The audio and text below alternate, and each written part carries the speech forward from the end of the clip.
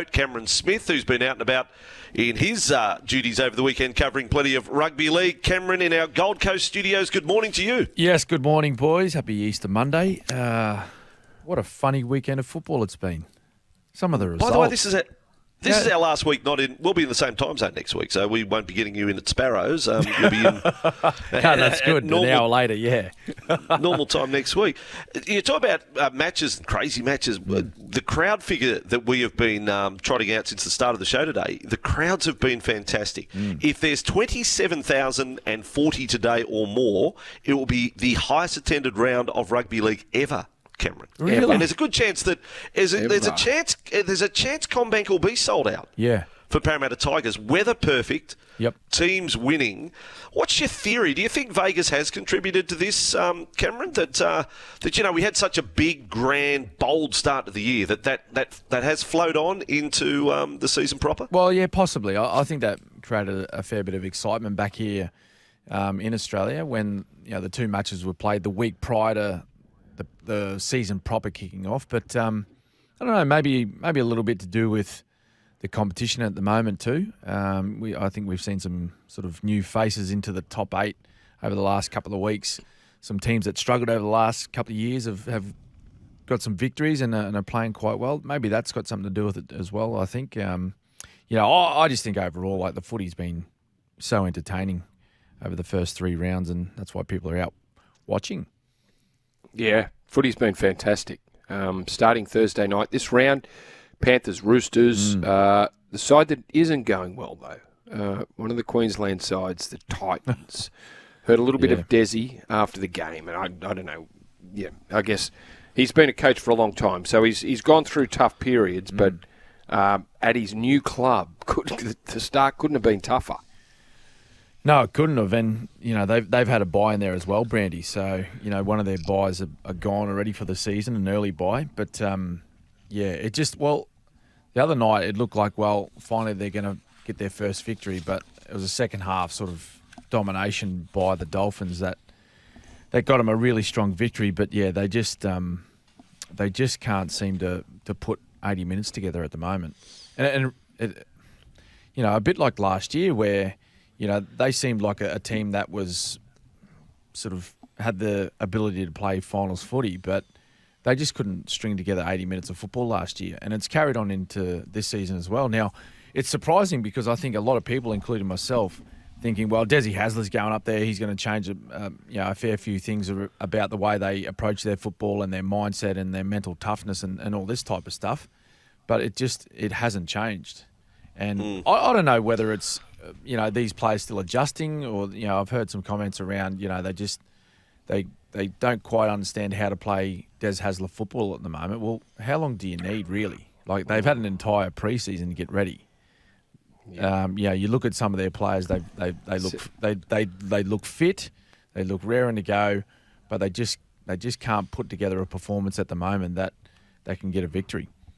But it's defence. Yeah, I wonder what when you say it's almost like they haven't learned how to play Des Hasler footy. Boy, that's yeah, that stretch, isn't it? That's like just one of those rugby league cliches. That's right, out. Brandy. Because like all the talk sort of up here, and I don't know whether it's gone sort of right round the rugby league circles, but the pre-season that they were talking about, what the Titans have had, was that all they did was practice their defence.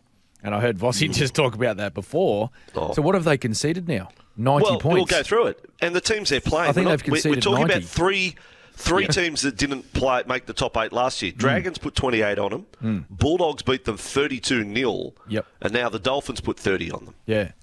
And I think they've scored, what is it? Is it 3 tries or 2 tries in not many? 3 tries. Yeah. 3 tries of their own. So wow, that's a long way to come back. Yeah. That's a long way to come back. They've conceded 90 and scored 20. So there's a fair bit of concern there because if you can't look, you face facts with rugby league. If you can't defend your try line, if you can't stop opposition teams scoring points against you, you're not going to win too many games. Like, forget how good you are going with the footy and some issues that you're having in attack and whatnot. Fix your defence first, boys. Eddie, the other team down the bottom of the table going into the round was the Rabbitohs. They've now won a game.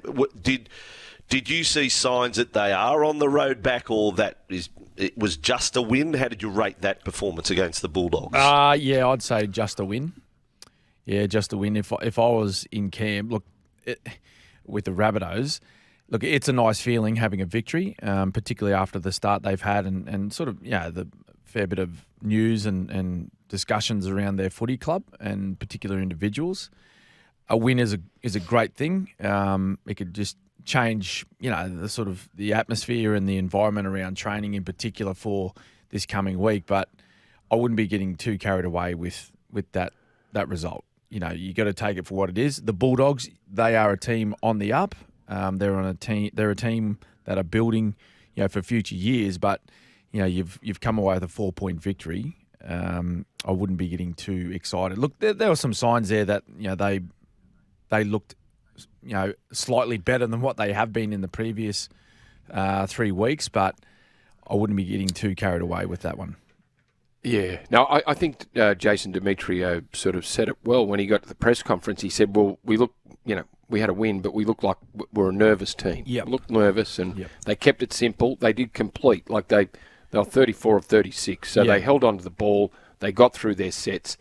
They didn't do, it wasn't flashy, but it was workmanlike. So it's something to build off the back of, that's for sure. And they're the type of performances that you need when you're in a form sort of.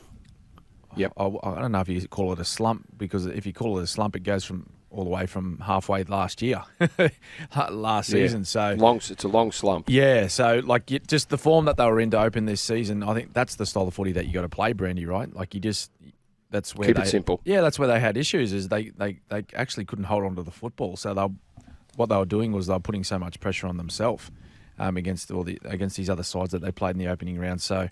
Look, it's a win, and you take the wins whichever way you get them. But they got a lot more improvement in them if they want to sort of be in that top 8 this year.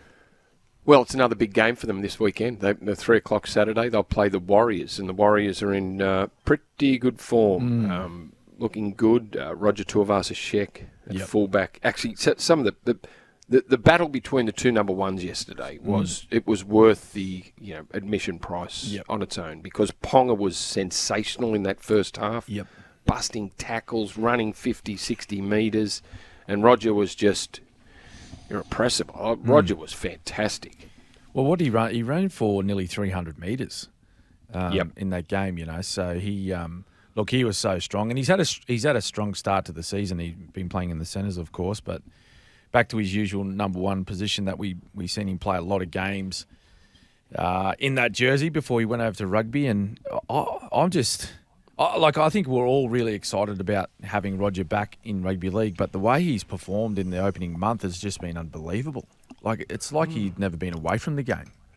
So incredible. I felt for a couple of those players that he stood up. He broke a couple of ankles for the... Croker, the step on Croker. I've been in that position before, boys. I know exactly how he feels.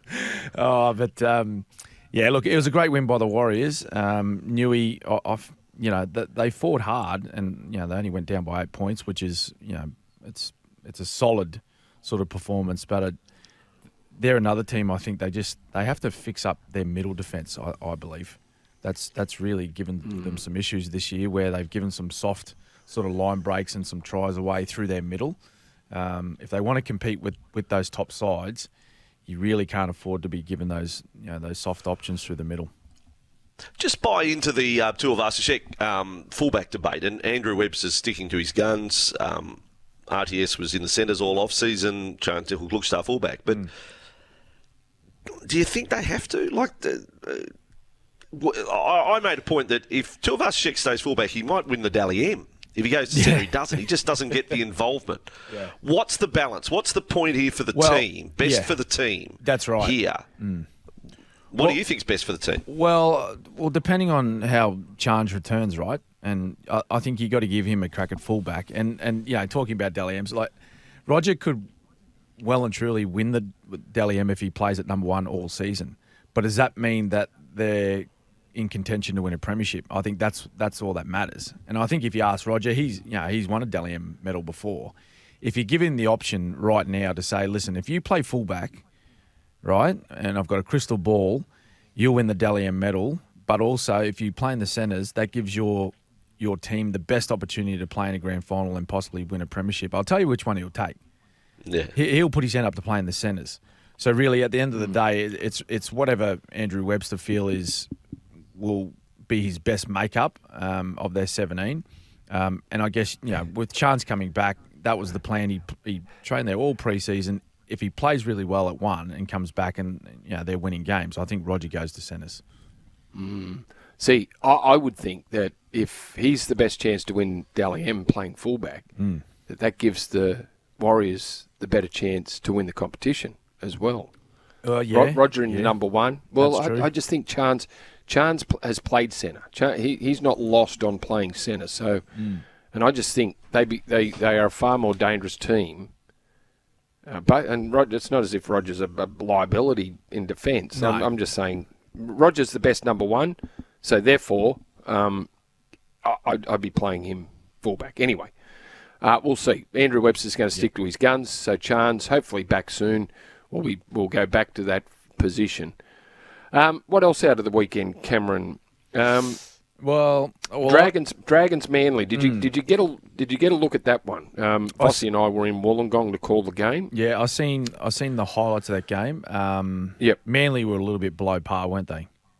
Or their own standards. Manly, yeah, absolutely. Manly started on fire. Tom Trebojevic produced one of the best passes of the season for a try early, and then Manly's performance just fell apart. Yeah. In ball control was horrible, and the Dragons did offer Manly plenty of chances too. The Dragons weren't. They started the second half. I remember peering down at the stats. About 18 minutes into the second half, the Dragons had completed 3 of 9 sets.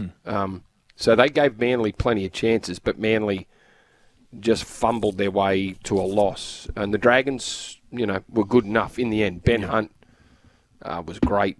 Terrell Sloan was good. They had some very good performances individually and got it done. You just wonder with those type of games, right? So Manly, you would say, was one of the form teams of the comp going into that game, and you just wonder, in the back of the mind of some of those Manly players, did they think, well, look, we've seen a lot of the things that people are saying about us, and we feel confident, we're playing well. It's the Dragons, the Dolphins put 38 on this mob. All we got to do is turn up today. You just wonder, whether some of the players had that mindset going into that game. And maybe just, because it came quick. The first try was in I think it was the 4th minute, Vossy, wasn't it? Yeah. Tom. That was the first 5. That's it.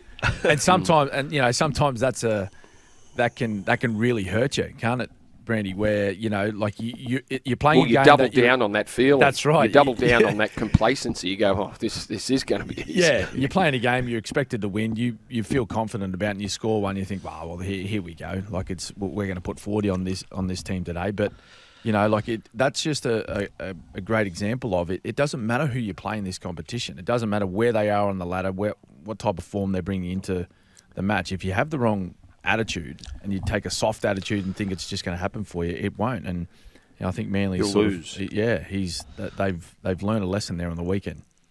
We've got questions for you, Cameron, on the text 0457736736, the Edgewater Homes text line. Well, not so much a question here.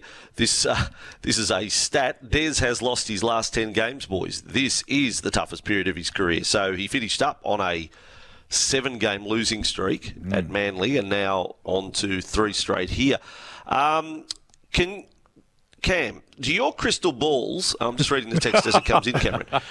Cam, do your crystal balls see Zack Lomax staying on the wing at the Dragons where he's killing it, or move back to centre somewhere else and just be the so-so? Zack Lomax, thoughts? Well, Sloan's going well at fullback, right? So he's had a pretty good start to the year. And so is Zack Lomax. I don't know, you guys might have a bit more sort of understanding or information on the Zack Lomax situation, but is the talk true that he wants out because he's playing on the wing, or is that just no? I think Ben Hunt said he did. That's true. Ben Hunt said he did. Ben Hunt said, for whatever reason, Ben. went to a press conference. Was it the start of last week or the week before? Yeah, it was only and a couple of weeks ago. Said he Zack's wants out. unhappy, and I thought that was helping. But you the wouldn't know that. He said he did back it up by saying, "Well, you wouldn't know it because he's been one of our best players," which is true. Yeah. But apparently there was Shane Flanagan said they were going to revisit it again after 4 rounds. Right. So I don't know what that means, but the word is that he won't be allowed to leave this year. Yep. But they'll look at it for next year because he's on a lot of money, and you can't be paying a winger if he stays on the wing. That's Can't be right. paying a winger 800. Yeah. Well, just from his point of view, it's a funny one. Given if he's so unhappy, it's hard how it correlates into his performances because he's been playing so good. Like his stats are unbelievable. I think was it the game against the Titans was like he ran for the most meters he'd ever run for. Yeah, his that's entire right. career. 27 So, runs, 200, nearly 300. Yeah. You know, like so he's playing really well. Like he's breaking tackles. He's scoring plenty of points. He's got plenty of involvement. So yeah, it doesn't really correlate with the way they're saying he's feeling about playing in that position. But crystal ball for the Dragons, I'd say leave him on the wing. Okay, there you leave him go. there. So he's looked into the crystal ball. Mind you, he almost broke his leg the other day, or broke his ankle with one shot at goal. So that could have been disastrous for him there. We're going to take a break at 20 minutes after 8 Easter Monday. We're on air on SEN. We will be on air all day. So much sport to talk about. Give Cameron Smith a call right now on the Great Southern Bank Open line, 1300 01 1170. We're here for Bryden's Lawyers. Unable to work due to injury or illness? Contact Bryden's Lawyers.